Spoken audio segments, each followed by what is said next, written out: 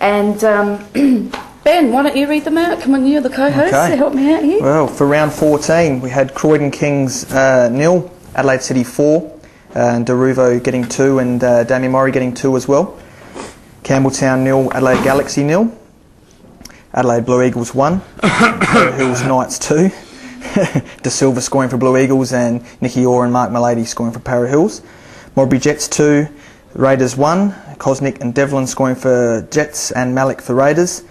And White City 1, Metro Stars 4, Maui getting the goal for White City, Matriciani with 2, Stavridis and Saris goal scorers for Metro Stars. And that Pat Deruvo is like a little protege to Damien Murray. He's doing very, very well, and Dean will let you know about the goal, this unbelievable goal that he got a couple of weeks ago when you guys played him with behind him, flicked his foot up and beat Gino, didn't he? I think he just hit him, to be honest, but you'd have to ask him. Yeah, it was quite unbelievable. And Murray with that 2 goals has now surpassed his 2006 and 2007 golden boot tallies. They were 13 goals. He's on 14 now. Broken up a record, has he? He's broken another record. Unbelievable, guys. So, look, there's no stopping this bloke. So, we actually were at your game again this week, where you played Para Hills at home, and let's have a look at some of that footage from that game. I thought you were a bit unlucky. I mean, this goal here is a great goal where you've got Nicky Orr just barging all the way through, and he didn't give up, and he ended up getting that goal. So, I mean, that's the sort of goal that is great for a midfielder to be able to get that. Bit of luck if you ask me. Was the number 23 there, was he? If he's about as lucky as the one we scored 2 minutes later. Well, actually, there's a shot coming up here that was... look, it would have been a great goal. I think it's this one here with... is it Forte or Folletto? No, Ricky, this is the goal, this one. Oh, this is the one that Ricardo got. Now, he's been playing fantastically too. That is a quality goal, that one. Yeah, that's a quality goal.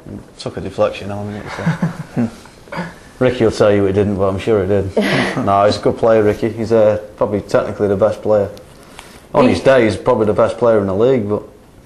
He has been. He's been shining out very much so since you guys have been charging up that or maintaining your spot on the ladder.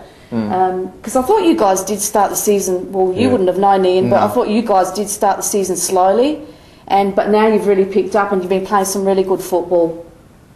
Well, we played them in the cup, and they were definitely playing some good football against us. But I mean, it was lesser quality opposition. But you know, the names that they've got in that team are fantastic. Well, they've been doing well, and there's a couple of shots that I mean, if it wasn't for the keeper McKee, you probably would have got them. He's a quality keeper as well. He's been performing well as well. So, you know, I was saying when Ben Moore was here, why don't we have an award for the keepers? Because keepers have been doing brilliantly this year. You know, there's about 5 or 6 of them that have been performing very, very well. I think James actually got the best players as well, didn't he? Yeah, he did. He did. He got best player.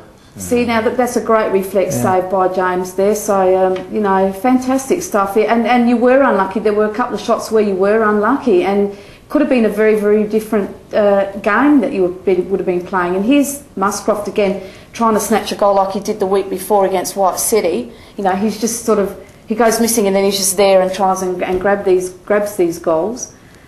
And you had a lot of work to do here for a little while. Tobias played very, very well as well. Yeah, he's a good player, Shane, on his day. So obviously you went in at 1-1 at half time, and the 2 goals came very, very quickly. You answered very, very quickly, which was great because you got you back on level pegging, you know, immediately.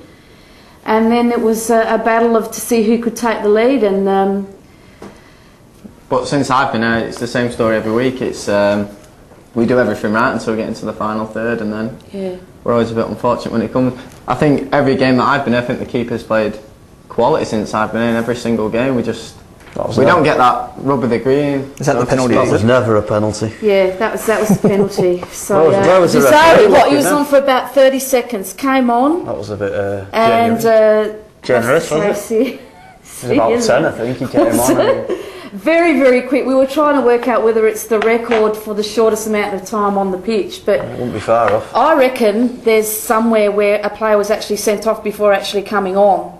That if I can remember rightly. It must be the record for it's probably a penalty in 2 bookings, surely. Well, so We have to have a look at those, because we don't have a lot of footage from other years or stats. We'll have to talk to Ian Luke, the stats man, Yeah. see if he can come up with something. Wouldn't mind seeing a replay of the penalty. Yeah, wouldn't mind having a gun. Oh, look, the game takes a funny, funny journey, doesn't it, It Tim? does, yeah. You laugh or you cry. I just choose to laugh. The pitch looks like it's holding up alright. Is it good to play on? Yeah, it's alright. It's not too bad at the moment. Well, Gino did all right, and look, they kept peppering you near the end here, but then the last sort of 5 minutes, it was all you guys trying to, grab that equaliser, and unfortunately, James McGee wouldn't let you do that. So, yeah. So it's difficult. Is that a nutmeg? That was terrible. Very good tackle.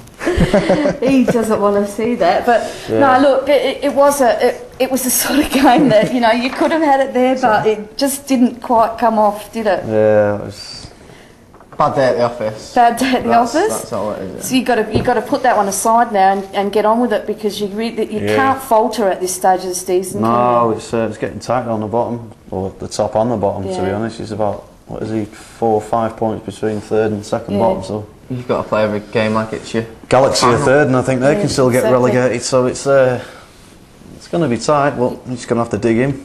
Well, let's have a look at the table now that we're talking about it, and we can see that Adelaide City is out on top. This is after round 14. Adelaide City out on top with the least amount of goals conceded. Metro Stars on the 29 points, 5 behind them. So that's a little. They've got to try and get that back. I don't know whether they can do that, but Galaxy in third on 21 points. Blue Eagles and Campbelltown on 19 points. Modbury and Para Hills. Modbury's moved up with that win, a couple of wins that they've had, which is great for them. But I mean, look at the difference. You've got Galaxy on 21 and you've got Raiders on 15. That's effectively 2 wins only, and you could be down into relegation spot. So it's you've really got to keep winning to make sure that you're not down in that relegation spot. We can see that Raiders and Croydon are at the moment, but hanging on by the skin of their teeth, Raiders, and as we said, a couple of wins.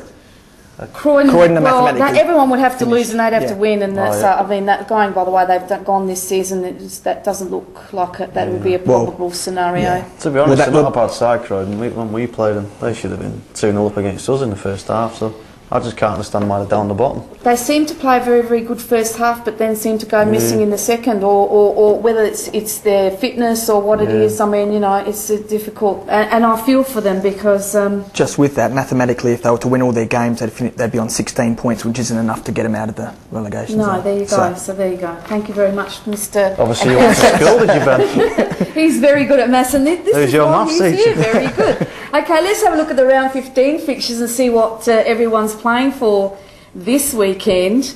And we have Metro Stars. Oh, big game. Dean and Ian, big game. Metro Stars at TK Shuttle Reserve. How are you going to approach that one, boys? Dean? Must win, innit? No nutmegs? No. Free entry. Yeah, it's free entry. Every home game of of the Metro Stars is free entry. It's very nice of them. Yeah, it is very nice. Yeah, it should be a good game, actually. I think we were the first team to stop them from scoring or stop them from conceding or winning a game, actually, because I think when they played us in the first round, they'd won 5 out of 5 or 6 out of 6 or something, and we drew. We got slated for that game, to be honest.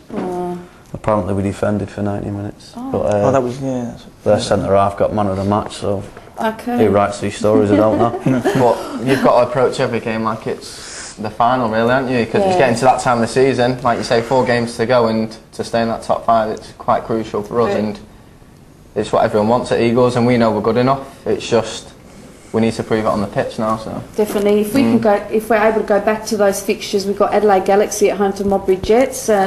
The way Modbury's been going lately, that could be anything could happen there. Raiders at home to White City Woodville. Oh, that's big game. Great game there, and possibly Aaron Vesterveld back for that match as well, because he came back this week. So and he was hitting some good form just before he left. So that'll be very exactly. handy. He's right up there with the goal scorers and doing very well. And then we've got Para Hills and up against Croydon Kings at the Paddocks at 7 p.m. on Saturday night. 4-0. Croydon will win that one, you reckon, Dean? 4-0. And then, of course, on Monday night, Adelaide City up against Campbelltown, which I'll definitely be at that match, and we'll see what the Red Devils can do to Adelaide City. I mean, they have been beaten twice, so anything can happen at this stage, isn't that right? They've been beaten twice, have they, Adelaide City? Yes, they've been beaten twice, so yes, they have.